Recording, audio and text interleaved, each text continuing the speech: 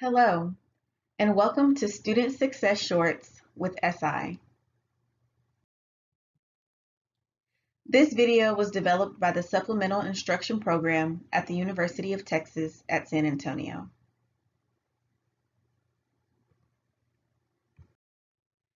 Today, we'll be learning about situational leadership and why it's important. Meet John, head chef at a five-star restaurant in the city of San Antonio. He has worked very hard to obtain this title and has been head chef of this restaurant for 10 years. Let's meet the rest of his team. This is Anna. Anna is also a chef and has been working at the restaurant for 2 months. She finds Chef John to be extremely helpful as she settles into her new position. Here's Justin.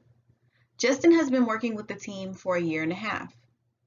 He thinks highly of Chef John and enjoys working alongside him, but he wonders when he will be able to perform work duties without so much supervision.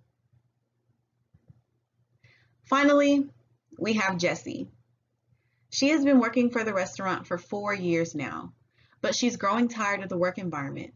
She often feels micromanaged and that Chef John doesn't trust her. It seems that each person has a different relationship with Chef John. Some look healthier than others. So, what's wrong?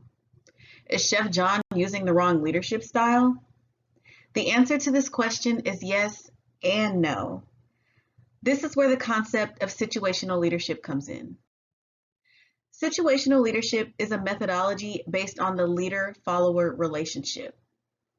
It provides a framework to analyze situations and follower performance, and it yields the necessary behaviors to support the follower's needs.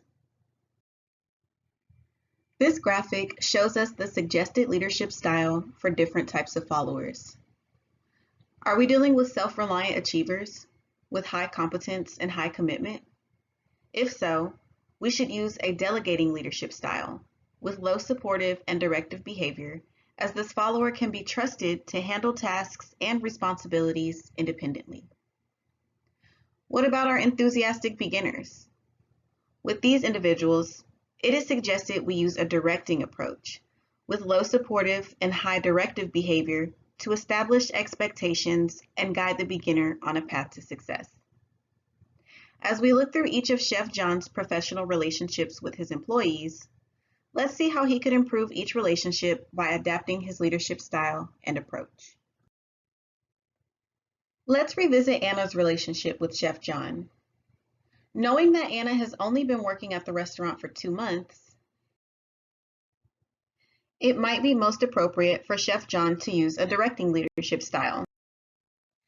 This means that Chef John shows Anna the what, how, and when, while also providing the opportunity to discuss the why of her responsibilities and expectations. Now let's take a look at Justin and Chef John's relationship. Seeing that Justin has been part of the team for over 1.5 years, and assuming that Justin has high competence and commitment, it's most appropriate for Chef John to use a supporting leadership style with high supportive and low directive behavior. In this relationship, Chef John and Justin would be displaying a follower-driven relationship as they build trust with one another. More specifically, Justin could perform his day-to-day duties with less supervision and more encouragement from Chef John. Finally, let's observe Jessie's relationship with Chef John. Jessie has been working at the restaurant for 4 years, but still feels untrusted by Chef John.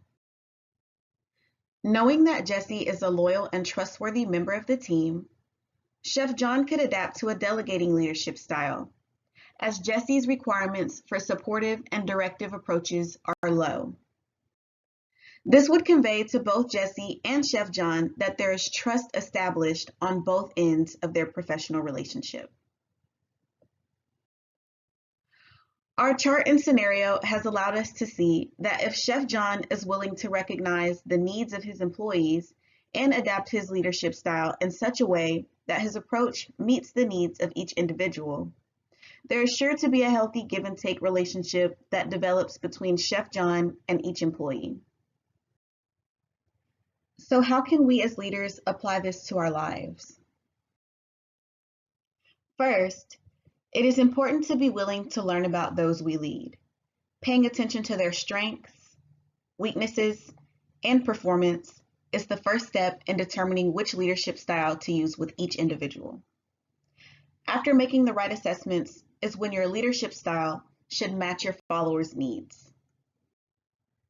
Like Chef John, you may find that you are better at practicing one leadership style than another, which is okay. It's how you develop yourself as a leader and how determined you are to grow outside of your comfort zone that matters the most.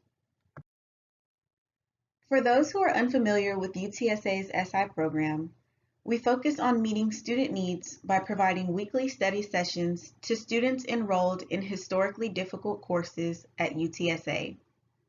Participation is voluntary, but students that attend regularly tend to average at least a half-letter grade higher than their classmates that do not. SI sessions are led by students that have successfully completed the course and are trained to facilitate collaborative study sessions. For more information, contact us. And thanks for tuning in to Student Success Shorts with SI.